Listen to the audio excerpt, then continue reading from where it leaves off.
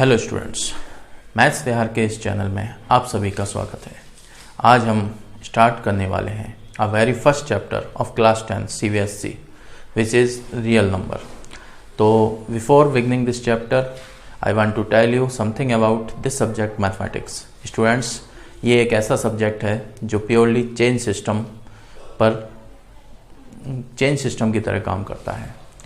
इसमें अगर आपकी कोई एक कड़ी कमज़ोर हो जाती है तो आपकी पूरी चेन इफ़ेक्टेड हो जाती है। इस सब्जेक्ट में आगे बढ़ने से ज़्यादा इम्पोर्टेंट ये होता है कि आपने जो पिछला कदम रखा है वो कितनी मजबूती के साथ रखा है। इसलिए ज़रूरी हो जाता है कि आप जो भी कॉन्सेप्ट सीखें, जो भी नॉलेज आप गेन करें, उसको कंटिन्यू मेहनत करते हुए, प्रैक्टिस करते हुए अपने उस पर कमांड करें, ताकि आपको आने वाले टाइम में प्रॉब्लम फेस ना करना पड़े। तो चलिए स्टार्ट करते हैं रियल नंबर्स। रियल नंबर्स में सबसे पहले हमें जो पढ़ना है that is Euclid's lemma. Euclid's lemma, what is this Euclid's lemma? ये कोई नई चीज़ नहीं है, ये वही चीज़ है जो हम बहुत पहले से करते आए हैं, अर्लियर क्लासेस से। इनफैक्ट जब से हमने डिवीज़न करना सीखा तब से हम यूक्लिड्स लेमा के बारे में जानते हैं, बट हमें ये पता नहीं है कि ये यूक्लिड्स लेमा है। आप ये समझ लीजिए कि एक ऐसी चीज़ है जो नए तरीके से पैक करके आपके सामने रख दी गई है।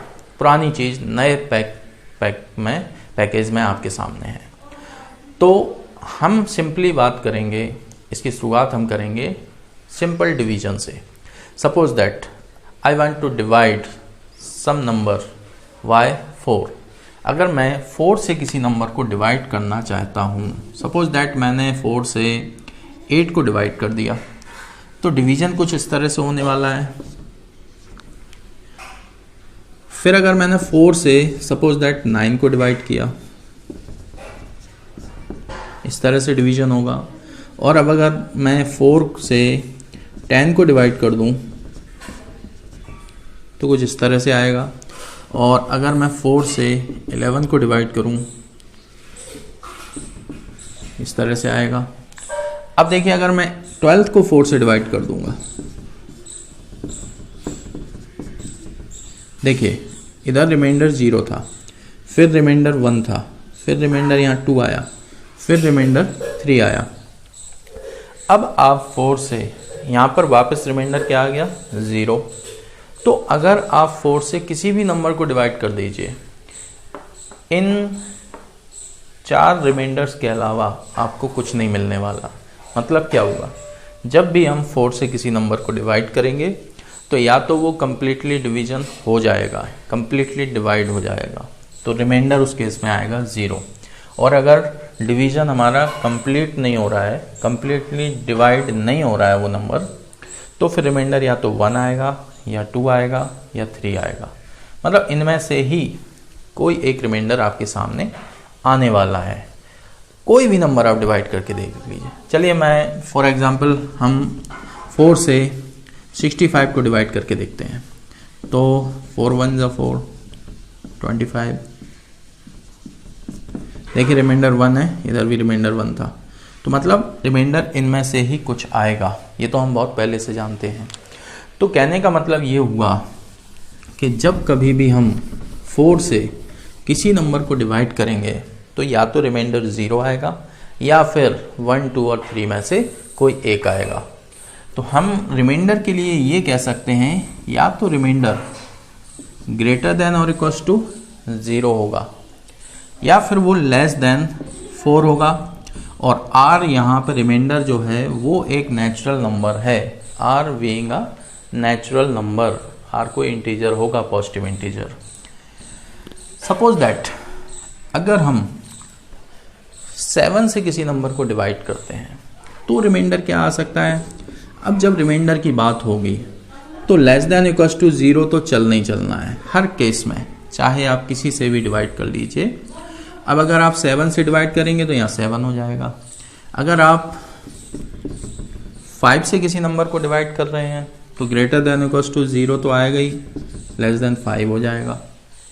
तो अगर आप मान लीजिए 9 से किसी नंबर को डिवाइड कर रहे हैं तो रिमाइंडर क्या हो सकता है, ग्रेटर देन और इक्वल टू 0। ऑफकोर्स ये तो होगा ही होगा, लेस देन 9 हो सकता है। अगर मान लीजिए आपने 3 से किसी को डिवाइड किया तो रिमाइंडर क्या हो सकता है, आर ग्रेटर देन और इक्वल टू 0 होगा, लेस देन 3 होगा। तो ये रिमाइंडर इस तरह से आते हैं। एक चीज़ आपके सामने क्लियर है, रिमाइंडर अगर आपने समझ लिया तो यूक्लिड्स लेमा को समझने में कोई प्रॉब्लम होने वाली नहीं है। एक चीज़ और देखिए, फिर से हम 4 से डिवाइड करते हैं। अगर हमने मान लीजिए 4 से 11 को डिवाइड किया तो ये कुछ इस तरह से आया, ठीक है। इसको हम लिखते कैसे हैं, ये जो नंबर होता है इसको हम बोलते हैं dividend, this is divisor, this is remainder, this is quotient. These are 4 numbers which are the member of a division, which are the concept of a division process. तो ये 4 नंबर हमारे लिए इम्पोर्टेंट हो जाते हैं, डिविडेंड, डिविजर, रिमाइंडर, क्वोशिएंट।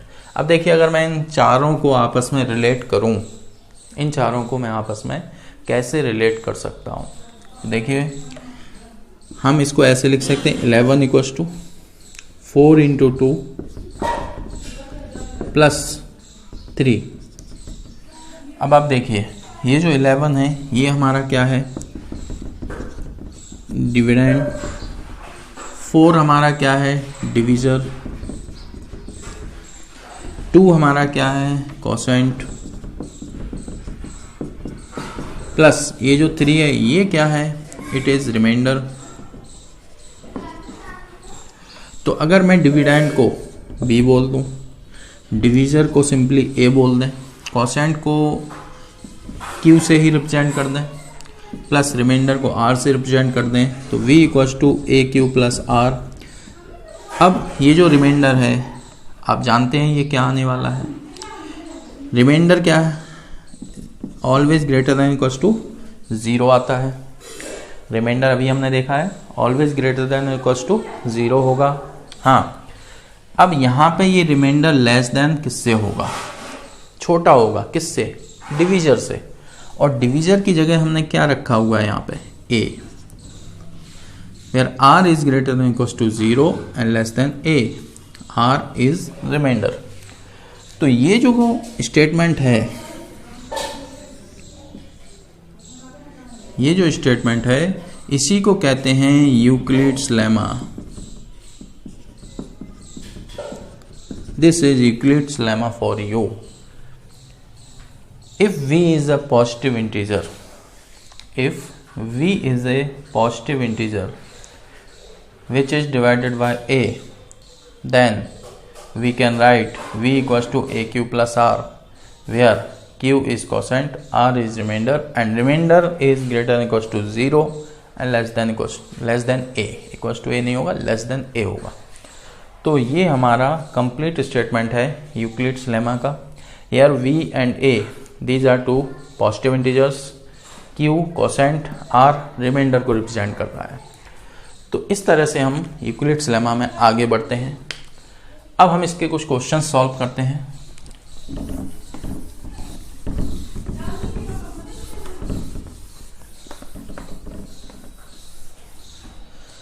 तो आप 1.1 exercise NCERT 1.1 exercise में क्वेश्चन नंबर 2 हम यहाँ पे देखने वाले हैं। 1.1 क्वेश्चन नंबर 2। तो question is so that any positive odd integer, so that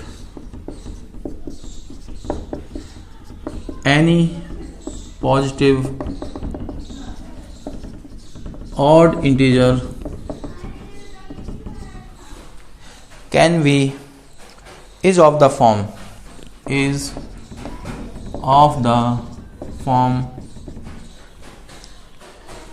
6q plus 1, 6q plus 1, 6q plus 3, और 6q प्लस 5।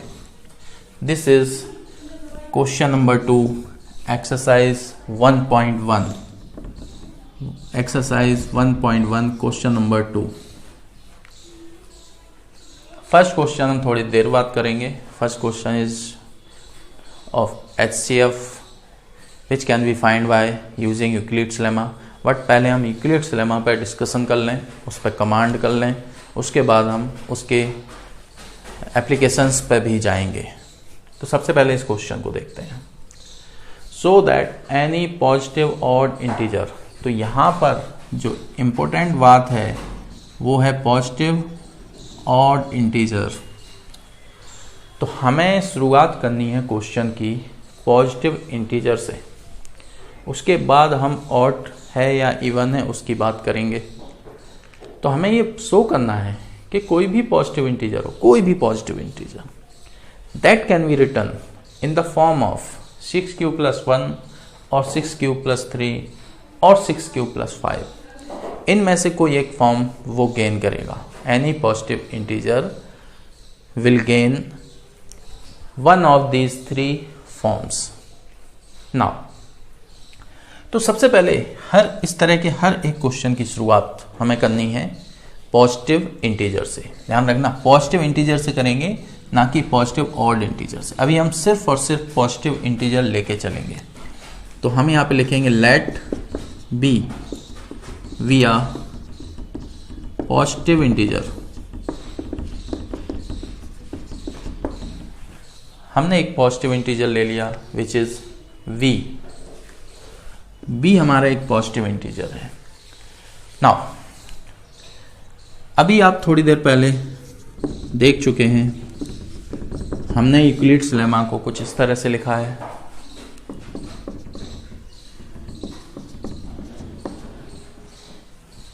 ये हमारा यूक्लिड्स लेमा था।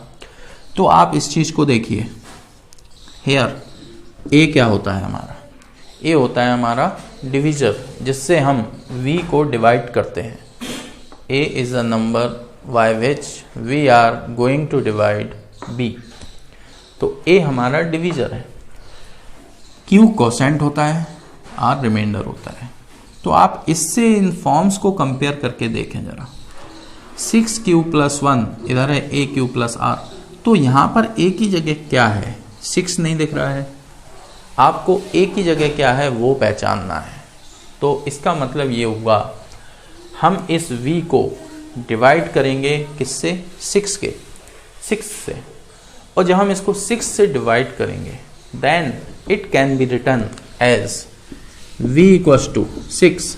हमने 6 से डिवाइड किया, हमें पता नहीं कोसेंट क्या आएगा, सपोज दैट वो q आएगा, प्लस हमें पता नहीं है रिमाइंडर क्या आएगा, सपोज दैट वो r आएगा। तो इसको हम लिख सकते हैं v equals to 6q plus r। Why Euclid's lemma, r क्या होगा, of course r is greater than equals to 0 होगा, बट वो लेस देन 6 होगा। लेस देन किससे होता है, डिविजर से होता है, तो वो लेस देन 6 होगा। अब देखिए r क्या क्या वैल्यू गेन कर सकता है, हमें ये देखना है कि ये जो हमारा रिमाइंडर है ये कौन कौन सी वैल्यू गेन कर सकता है। तो 0 से लेके 6 से पहले तक हमें कितने पॉजिटिव इंटीजर मिल सकते हैं। तो r कैन बी 0 और 1 और 2 और 3 और 4 और 5, 6 नहीं, 6 से छोटा चाहिए। तो r हमारा इनमें से कुछ भी हो सकता है। अब हम एक एक करके डिस्कस करेंगे। इफ r इक्वल्स टू 0, जब r हमारा 0 हो जाएगा तो v हमारा हो जाएगा 6q प्लस 0 मीन्स 6q। फिर जब हमारा r 1 हो जाएगा तो v हमारा हो जाएगा 6q प्लस 1। फिर जब हम r को 2 लिखेंगे तो v हो जाएगा 6q प्लस 2। फिर जब हम r को 3 लिखेंगे तो v हो जाएगा 6q प्लस 3। फिर जब हम r को 4 लिखेंगे तो v इक्वल्स टू हो जाएगा 6q प्लस 4, और जब हम r को 5 लिखेंगे तो v इक्वल्स टू हो जाएगा 6q प्लस 5। अब आप देखिए ये v के 6 फॉर्म आपके सामने आए हैं। मतलब ये होगा जब किसी पॉजिटिव इंटीजर को हम 6 से डिवाइड करते हैं तो वो पॉजिटिव इंटीजर इन 6 में से कोई भी एक वैल्यू गेन कर सकता है, कोई भी एक फॉर्म गेन कर सकता है।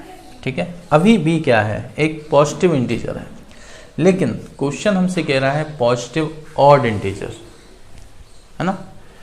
तो अगर हम ये कह दें कि b हमारा एक पॉजिटिव ऑड इंटीजर है, तो देख सकते हैं आप 6q तो इवन है, तो ये हमारा आउट ऑफ केस हो जाएगा। क्यों? क्योंकि v हमारा इवन हो गया। यहाँ तो हमें ऑड लेके डिस्कशन करना है।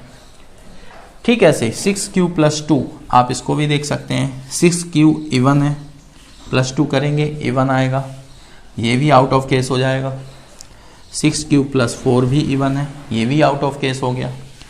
तो अब जो बची हुई फॉर्म्स हैं वो ये बची, मतलब v = 6q + 1। अगर हम b को एक ऑड इंटीजर लेके चलें तो वो 6q + 1 हो सकता है, या फिर वो 6q + 3 हो सकता है, या फिर वो 6q + 5 हो सकता है। तो हम ये लिखेंगे here 6q + 2, 6q + 4 are even integers. Therefore, if we take b as an odd integer, then it can get 6q + 1 or 6q + 3 or 6q + 5, right? It will be of the forms 6q + 1 or 6q + 3 or 6q + 5. अगर if v is a positive odd integer, then it may be of the form 6q + 1 or 6q + 3 or 6q + 5. That was the result we had to prove. So it is proved that if v is a positive odd integer, then it is of the form this, right? तो ये हमारा second question इस तरह से हमने किया। चलिए और करते हैं।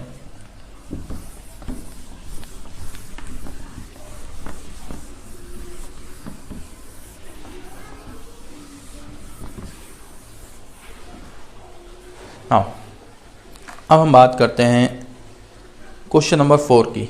ये भी यूक्लिड्स लेमा पे ही डिपेंड है। थर्ड क्वेश्चन एक अलग कॉन्सेप्ट है, उसको हम थोड़ा देर बाद डिस्कस करेंगे। पहले हम क्वेश्चन नंबर 4 की बात करेंगे। क्वेश्चन नंबर 4 है, use Euclid's division lemma to show that the square of any positive integer, square of any positive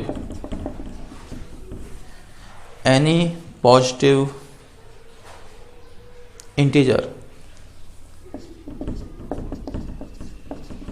is either of the form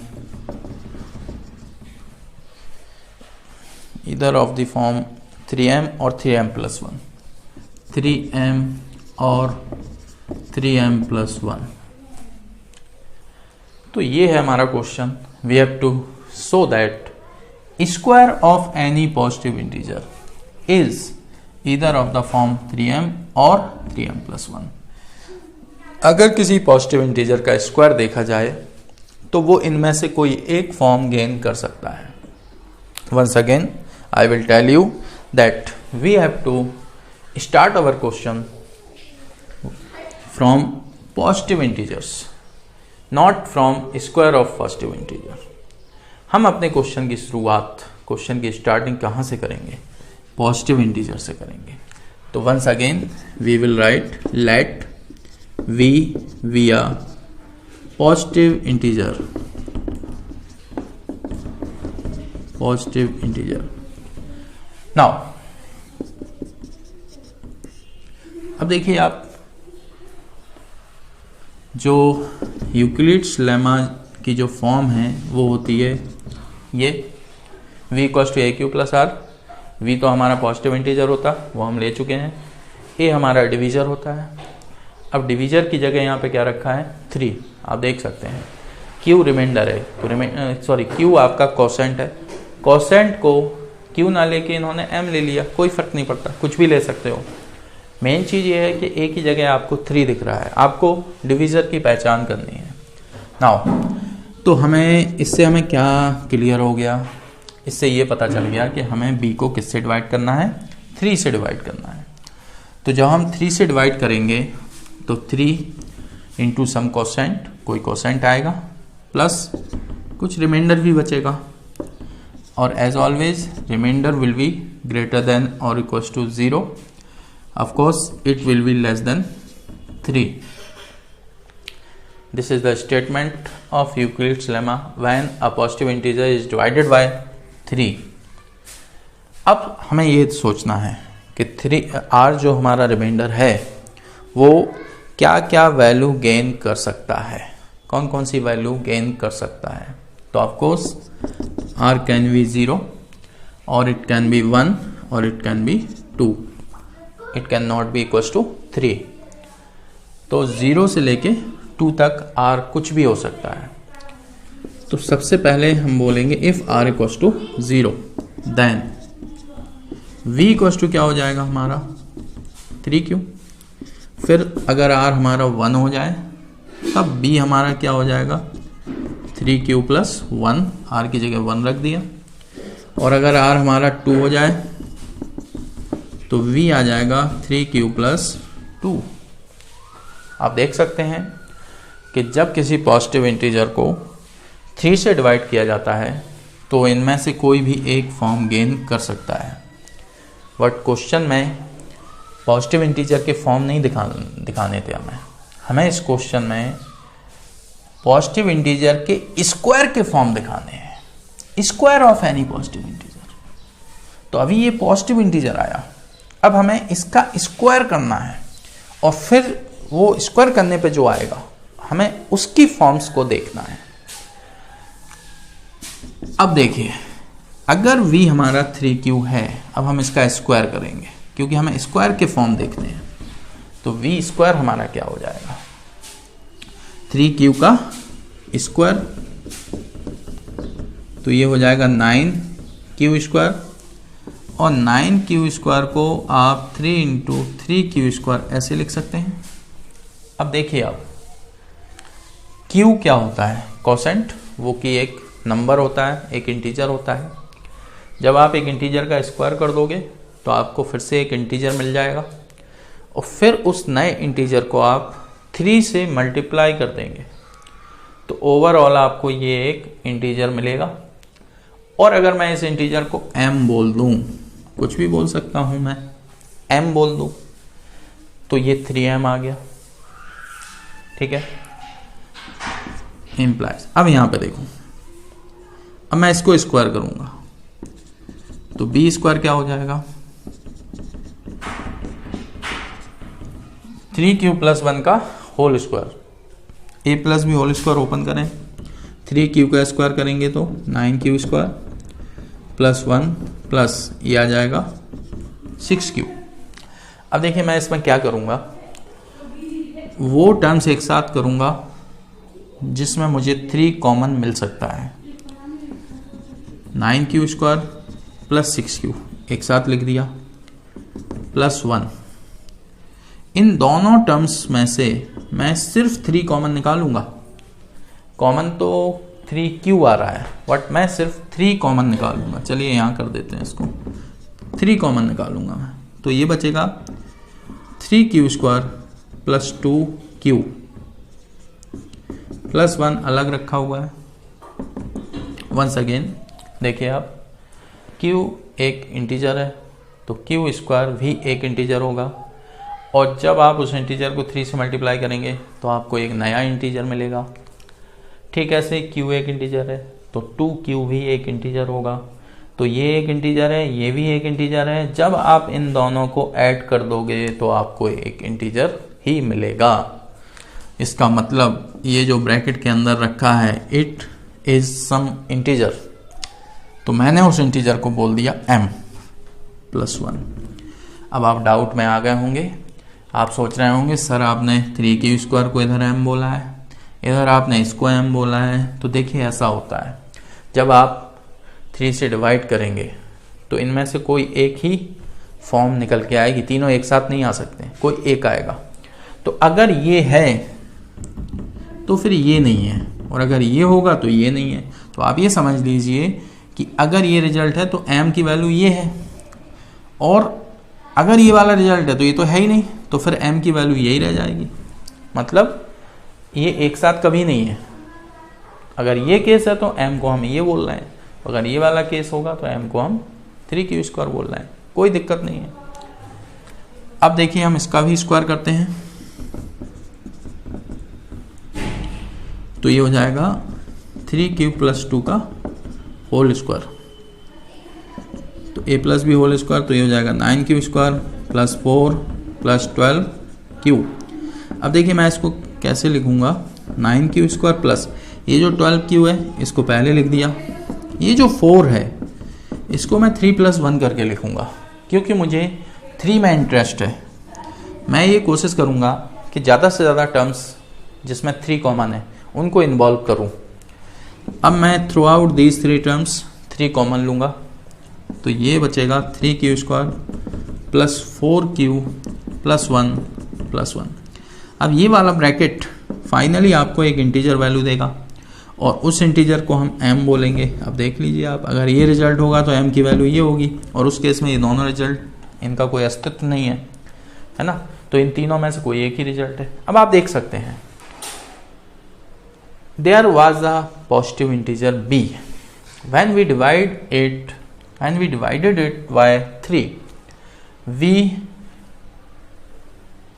come to know about its forms which are 3q + 1 3q + 2। तो जब हमने b को 3 से divide किया तो हमें पता चला कि v के जो फॉर्म्स हैं वो ये हो सकते हैं। फिर उनके स्क्वायर के फॉर्म जब हमने निकाले, b के स्क्वायर के फॉर्म्स जब हमने निकाले, तो या तो वो 3m के फॉर्म में है या फिर वो 3m + 1 के फॉर्म में है, देख सकते हैं। Therefore by Euclid's lemma it is proved that a square of any positive integer is either of the form 3m or 3m + 1। केवल 2 फॉर्म पॉसिबल हैं। This is our result, you can write that। चलिए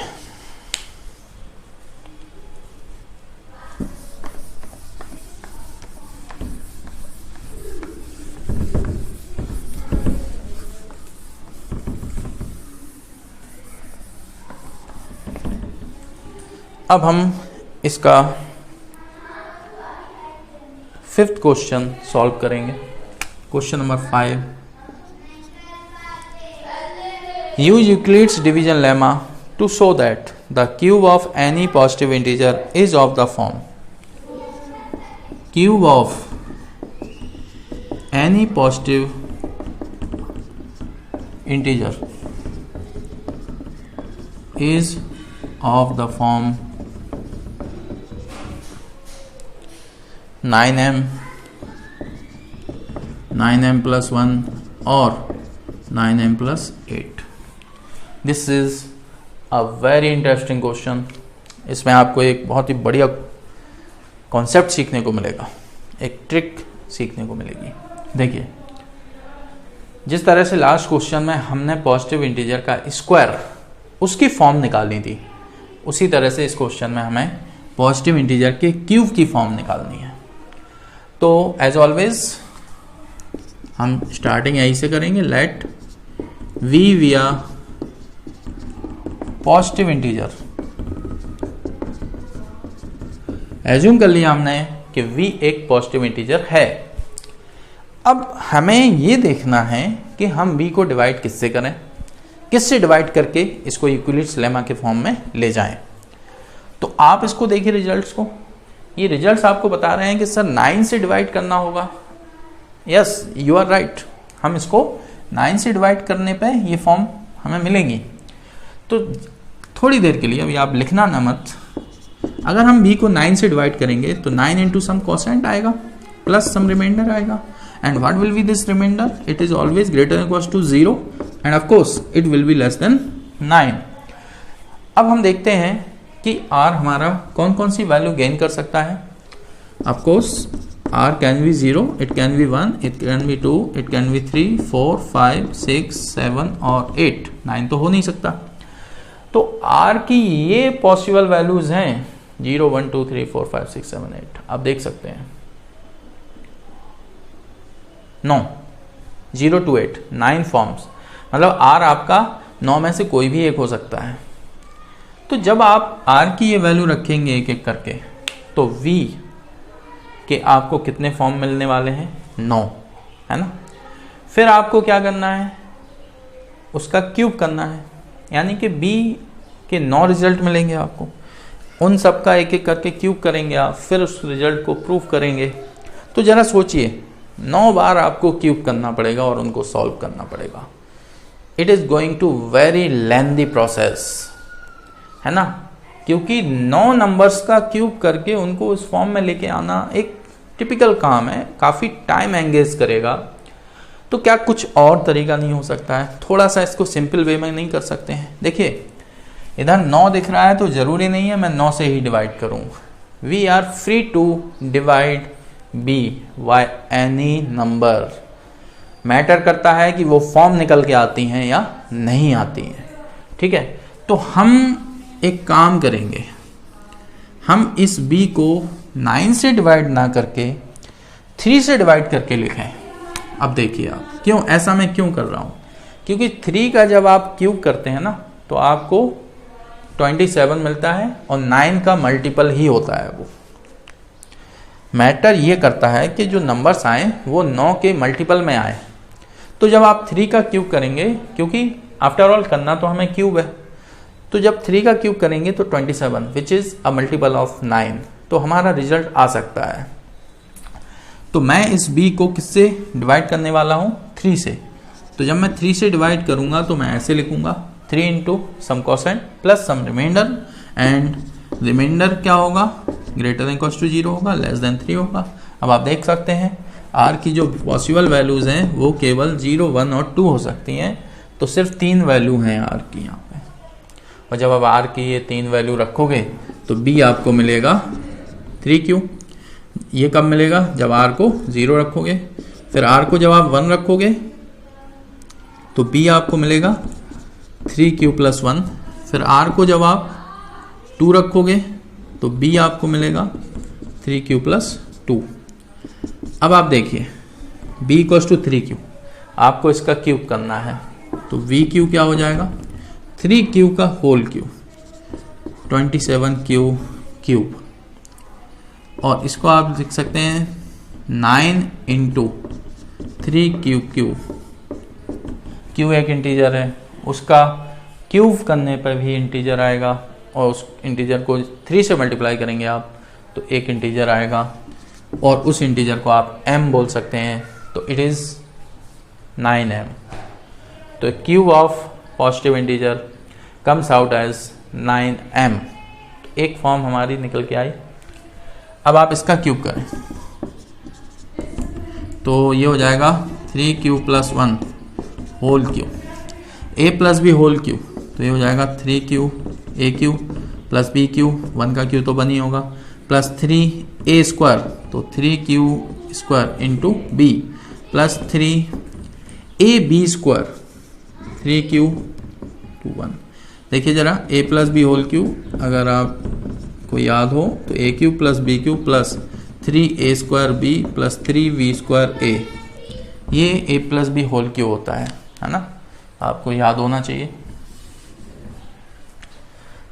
अब देखिए क्या आ गया, 3q whole cube करेंगे 27q cube plus 1 plus ये देखिए 9q स्क्वायर हो गया, 9 का इसमें मल्टीप्लाई करें 27q स्क्वायर, ये आ गया 9q। अब आप वो वाले टर्म्स जिनमें 9 कॉमन हो सकता है उनको एक साथ रख दीजिए।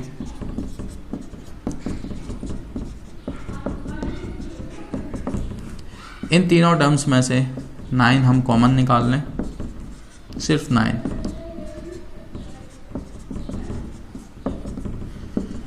ये ब्रैकेट आपको एक इंटीजर देने वाला है, उसको आप m लिख सकते हैं। So it is of the form 9m+1। Once again हम इसका क्यूब करके देखते हैं, तो v क्यूब 3q प्लस 2 का whole cube, a plus B whole cube, फिर से ओपन करें, ए क्यू